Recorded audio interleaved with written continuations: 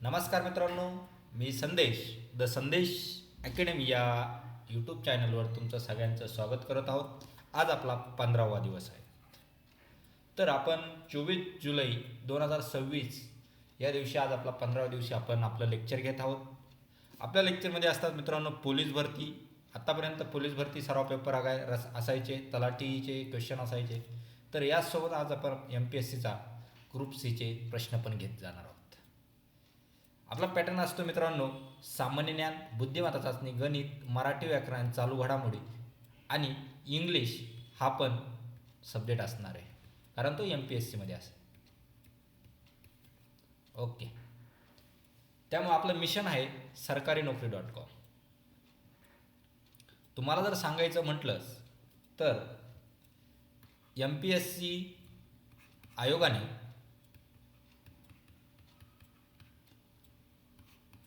आपल्यासाठी एक नवीन खुशखबर आणलेली आहे.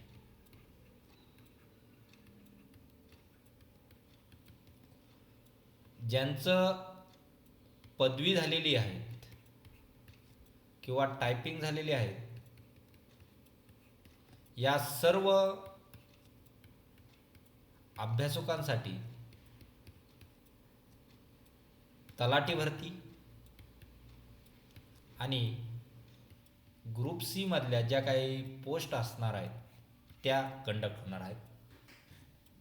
आणि जो आपला प्रिलिमचा पेपर आहे मित्रांनो, तो पहिल्यांदा 27 सप्टेंबरला होता, आता तो कधी 28 ऑक्टोंबरला. सगळ्यांकडे 3 महिने आहेत. 3 महिन्यात जोमानं अभ्यास केला तर नक्कीच आपण प्रिलिम एक्झाम काढू शकतो. लक्षात राहील. त्यामुळे सगळ्यांनी MPSCचा फॉर्म भरा आणि लास्ट डेट आहे आपली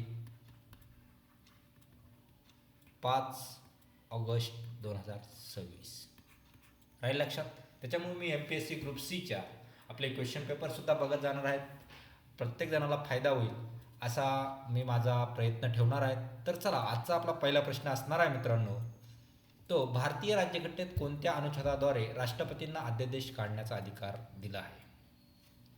अनुच्छेद 72, अनुच्छेद 123, अनुच्छेद 143, अनुच्छेद 356. तर कोणत्यामध्ये दिलेलं आहे? राष्ट्रपतींना. तर अनुच्छेद 123.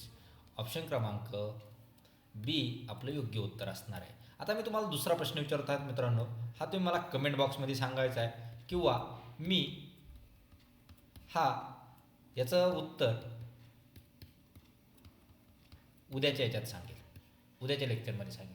तर भारतीय राज्यघटना अनुच्छेदाद्वारे राष्ट्रपतींना अध्यादेश काढण्याचा हाच प्रश्न राज्यपालांसाठी घ्या. राज्यपालांना अध्यादेश काढण्याचा अधिकार दिला आहे, तर कोणत्या कलमामध्ये दिलेला आहे ते तुम्ही मला सांगायचं आहे. ओके, चला पुढचा प्रश्न. 73वी घटनादुरुस्ती कोणाशी संबंधित आहे? नगरपालिकांशी, पंचायत राज संस्थांशी, सहकारी संस्थांशी, न्यायव्यवस्थेशी. कोणाशी संबंधित आहे मित्रांनो? ऑप्शन क्रमांक बी, पंचायत राज संस्थांशी. ओके, आता ही 73वी घटनादुरुस्ती झाली. आता या 73व्या घटनादुरुस्तीमध्ये किती विषय होते हा एक प्रश्न.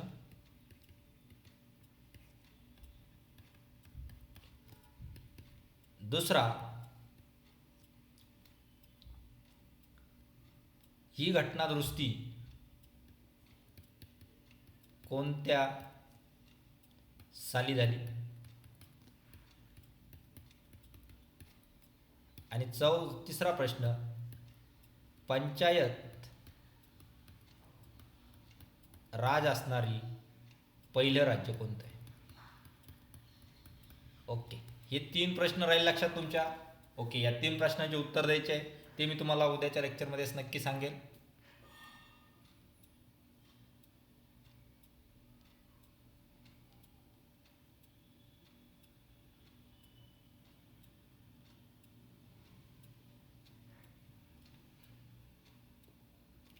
पुढचा प्रश्न, भारतीय राज्यघटनेची प्रस्तावना कोणत्या घटनादुरुस्तीने बदलण्यात आली? 24वी प्रस्तावना. लक्षात राहू द्या. 42वी, 44वी, 52वी. तर कोणती 42वी? ऑप्शन क्रमांक बी आपलं योग्य उत्तर असणार आहे 42वी.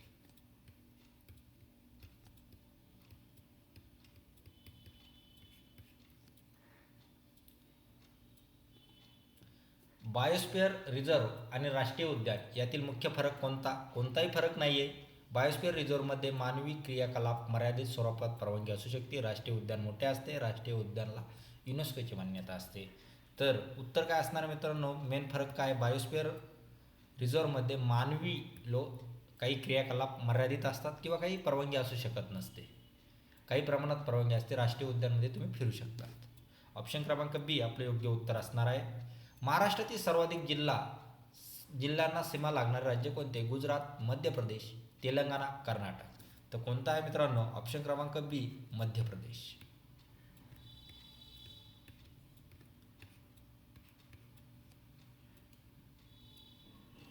आता मध्य प्रदेशला कोणकोणत्या सीमा लागतात ते मी तुम्हाला सांगतो. नंदुरबार, धुळे, जळगाव, बुलढाणा, अमरावती, नागपूर, भंडारा आणि गोंदिया. किती झाले? 1 2 3 4 5 6 7 8 राज्य लागतात. 8 जिल्हे लागतात.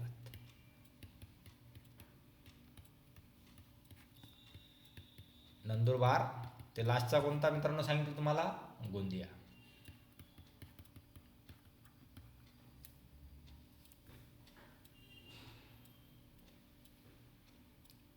पुढचा प्रश्न. एका वस्तूची किंमत 20% वाढून नंतर 20% कमी केली तर अंतिम परिणाम काय असतो? बदल नाही, 4% घट, 4% वाढ, 2% घट.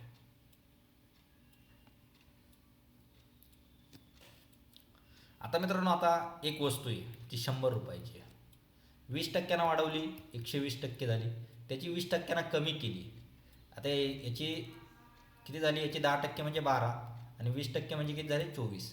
120 मधून 24 केले तर किती राहिले? 96%. आपली पहिली किती होती? 100%. नंतर किती राहिली? 4 म्हणजे 4%ची घट आली. ओके. ऑप्शन क्रमांक बी. आता याचाच एक आणखीन एक शॉर्टकट आहे. जर एखादी वस्तू जेवढ्यानाच वाढून तेवढ्यानाच कमी होत असेल तर त्याच्यासाठी एक फॉर्म्युला आहे. ती कशी काढतात?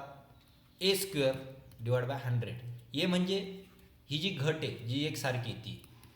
A² किती? 20चा वर्ग / 100. 20चा वर्ग किती? 400 भागिले 100. 2 0 2 0 कटले, 4%ची घट आली. ओके.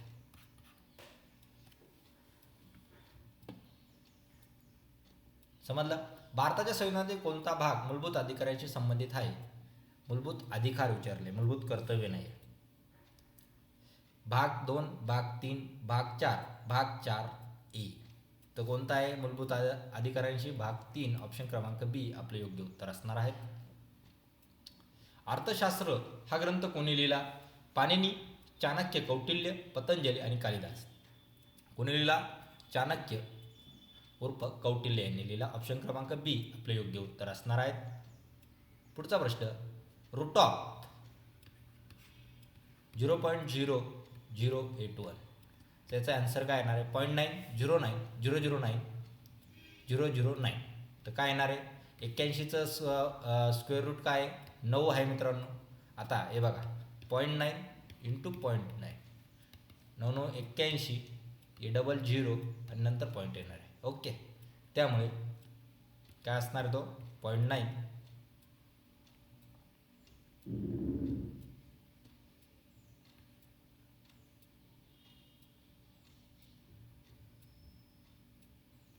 सॉरी 0.9 तो असा नाही होणार. 0.9चा म्हणल्यावर तो डायरेक्ट येणार आहे. 0.81 येणार आहे. तो 0.09 × 0.09 केला तर 0.081 येणार आहे. त्याचा रूट ऑफ केला तर 0.09 येणार आहे. ऑप्शन क्रमांक बी आपले योग्य उत्तर असणार आहेत. भारतातील पहिला जैवमंडल राखीव प्रदेश म्हणजे बायोस्फिअर रिझर्व कोणता? निलगिरी, सुंदरबन, नंदादेवी आणि मानस. कोणता आहे मित्रांनो? निलगिरी आहे. ऑप्शन क्रमांक ए आपले योग्य उत्तर असणार आहेत. अनुच्छेद 32ला डॉक्टर बाबासाहेब आंबेडकर यांनी काय म्हटले? संविधानाचा आत्मा, संविधानाचं हृदय आणि आत्मा, लोकशाहीचा पाया, न्यायाचा आधार. तर काय म्हटले बाबासाहेब आंबेडकरांनी? संविधानाचं हृदय आणि आत्मा. ऑप्शन क्रमांक बी आपलं योग्य उत्तर असणार आहे. आता मी तुम्हाला हा अनुच्छेद 32 का घेतला हे मी तुम्हाला महत्त्वाचं कारण सांगतो. सध्या जो चालू असलेला विद्यार्थ्यांचा प्रोटेस्ट आहे, विद्यार्थ्यांचा प्रोटेस्ट चाललेला आहे दिल्लीमध्ये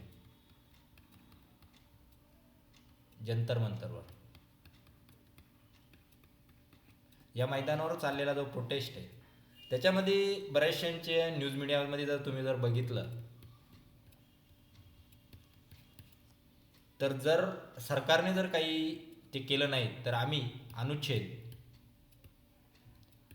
32चा वापर करू, असं बरेचसे प्रवक्ते किंवा संविधानाचे सखोल ज्ञानी अशा लोकांनी हे वक्तव्य केलेले आहे. त्यामुळे हा प्रश्न मी तुम्हाला विचारला, अनुच्छेद 32 यांनी डॉक्टर बाबासाहेब आंबेडकरांनी काय म्हटले आहेत? तर संविधानाचे हृदय आणि आत्मा असे म्हटलेले आहे. महाराष्ट्रातील सर्वाधिक आदिवासी लोकसंख्या कोणत्या जिल्ह्यात आहे? नंदुरबार, पुणे, सोलापूर, सातारा. तर कोणत्या जिल्ह्यात आहे मित्रांनो? नंदुरबार जिल्ह्यात आहे. ऑप्शन क्रमांक ए नंदुरबार.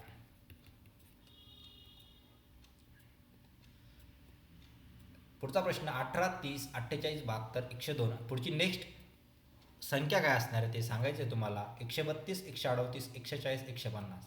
आता नीट जर बघितलं मित्रांनो, 18 आणि 30 हा 12चा फरक झाला, 30 आणि 48 मध्ये 18चा झाला, 48 हे 2 2 4 आणि ते 20 हा 24चा झाला, 72 हा 30चा झाला. म्हणजे 6 12 7 1 18 7 21 6 35 6 6 36. 102 मध्ये 36 मिळवा मित्रा, किती येणार? 8 3 138. हे उत्तर तुझं. तर मार टपका आणि कर आन्सर ओके. ठीक आहे. चला पुढचा प्रश्न. भारतीय संविधानातील मूलभूत कर्तव्याची संख्या सध्या किती आहे? मी तुम्हाला 2 दिवसाच्या पूर्वीच्या पेपरमध्ये घेतलेला आहे की भारतीय संविधानाच्या मूलभूत कर्तव्य कधी अडॉप्ट केले आणि कोणत्या कलमात अडॉप्ट केले, तर ते सांगितलं होतं. तर ते कलम मी तुम्हाला आज सांगतो. कलम 51A मध्ये किती 10 पहिल्यांदा ॲड केले होते.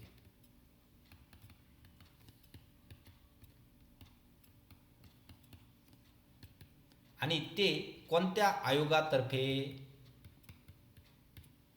हे महत्वाचं आहे, ते आहे सुवर्ण सिंग कमिटी.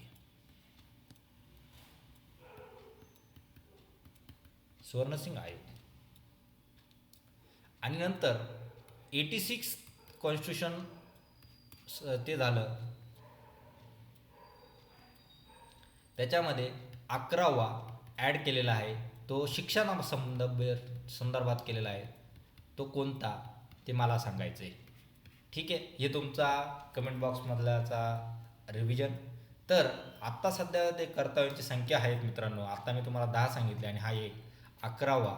ऑप्शन क्रमांक बी 11 असणार आहेत. खालीलपैकी कोणता ग्रह रेड प्लॅनेट म्हणून ओळखला जातो? शुक्र, मंगळ, गुरु, शनी. तर कोणता? मंगळ. ऑप्शन क्रमांक बी आपले योग्य उत्तर असणार आहे. एका कामगाराने एखादे काम 20 दिवसात केले, त्याची कार्यक्षमता 25% वाढवल्यास ते काम किती दिवसात पूर्ण होईल? 18, 16, 15, 14. आता एक कामगार आहे, म्हणजे एक 100% काम त्यानं केलं, किती दिवसात? 20 दिवसात. त्यांना आता 25% वाढवले म्हणजे 125%, ते किती दिवसात करत? तर सरळ सरळ एकची व्हॅल्यू काढायची मित्रांनो. 100 डिवाइड बाय 125 इंटू 20. 25 पाचे 125, 25 चोक 100, 5 चोक 20, 4 चोक 16. 16 दिवसात तो माणूस काम पूर्ण करेल आपलं. तर ऑप्शन क्रमांक बी आपलं योग्य उत्तर असणार आहे. भारतीय रिझर्व्ह बँकेचे राष्ट्रीयकरण कधी झाले? 1935, 1947, 1949, 1951. तर कधी झाले मित्रांनो? 1949. ऑप्शन क्रमांक सी 1949 मध्ये भारतीय रिझर्व्ह बँकेचे राष्ट्रीयकरण झाले. महाराष्ट्रातील कास पठार हे कोणत्या जिल्ह्यात आहे? पुणे, सातारा, कोल्हापूर, नाशिक. तर कोणत्या जिल्ह्यात आहे मित्रांनो? तर सातारा जिल्ह्यात आहे. ऑप्शन क्रमांक बी सातारा.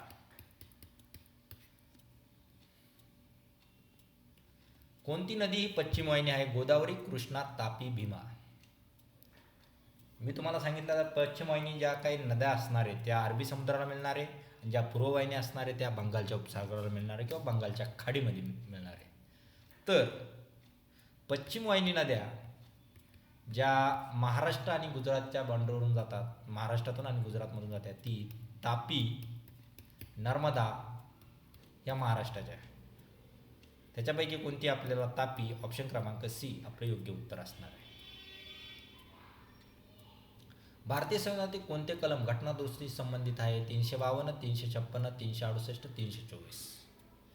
कोणता आहे मित्रांनो? 368. ऑप्शन क्रमांक सी 368 हे कलम घटना दुरुस्तीबद्दल सांगते आपल्याला.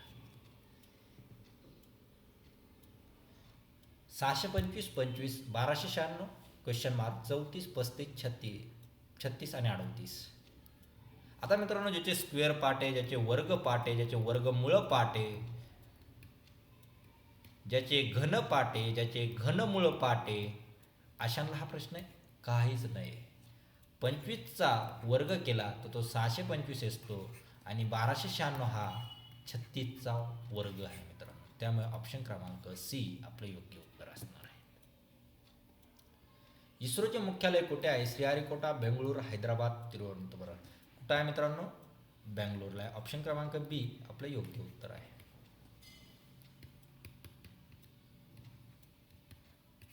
आता इस्रोचं मुख्यालय विचारण्यामागचं कारण की सध्या जे काय पेपरमध्ये जे काय ऐकायला भेटलं किंवा वाचण्यात आलेलं आहे की बरेचसे वैज्ञानिकांनी रिझाईन दिलेले इस्रोच्या मुख्यालयातून, इस्रो या संस्थेतून. त्यामुळे इस्रोचे मुख्यालय कुठे आहे, इस्रोचं कार्य काय आहे हे तुम्हाला माहीत पाहिजे. त्यामुळे हा प्रश्न तुमच्यासाठी महत्त्वाचा आहे MPSC किंवा पोलीस भरतीसाठी. चला, भारतीय संविधानाचा जनक म्हणून कोणाला ओळखलं जातं? डॉक्टर राजेंद्र प्रसाद, डॉक्टर बाबासाहेब आंबेडकर, सरदार जवाहरलाल नेहरू आणि सरदार पटेल. तर कोणाला म्हटलं जातं? तर डॉक्टर बाबासाहेब आंबेडकर. ते शिल्पकार आहेत. ऑप्शन क्रमांक बी आपलं योग्य उत्तर असणार आहे. भारताचा पहिला उपग्रह कोणता? INSAT-1 आर्यभट्ट, भास्कर, रोहिणी. तर कोणता मित्रांनो? आर्यभट्ट. ऑप्शन क्रमांक बी आर्यभट्ट.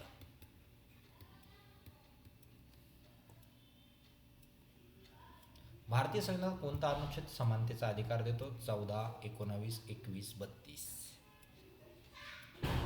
तर कशाचा देतो? 14. ऑप्शन क्रमांक ए 14. आता तुम्हाला या अनुच्छेदाबद्दल मी सांगतो.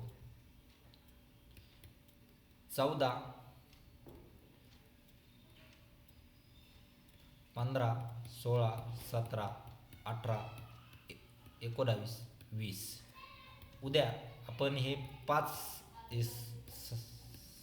7 जे काही अनुच्छेद आहे त्याच्याबद्दल आपण उद्या मी तुम्हाला लेक्चर चालू होताना सांगणार आहे. त्या अनुच्छेद किती महत्त्वाचे आणि कोणकोणत्या कोणकोणत्या महत्त्वाचे आणि कोणते अधिकार देतात. सगळे मौलिक अधिकार आहे ते तुम्ही बी रीड करा, कमेंट करून मला कळू शकतात. आणि कुणी उत्तर दिले तर त्याचं आपण नक्की कौतुक करू. अशा प्रकारे आज आपला पेपर इथे संपलेला आहे.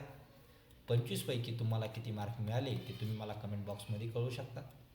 लेक्चर आवडला असेल तर लाईक करा, शेअर करा तुमच्या मित्रांना. काही त्रुटी वाटल्या तर कमेंट करून आम्हाला कळू शकतात. जर चॅनलवर नवीन असाल तर चॅनलला नक्की सबस्क्राईब करा. तुम्हाला काही कंटेंट आवडलं आहे किंवा नसेल तरी डिसलाईक करूनसुद्धा आम्हाला सांगू शकतात.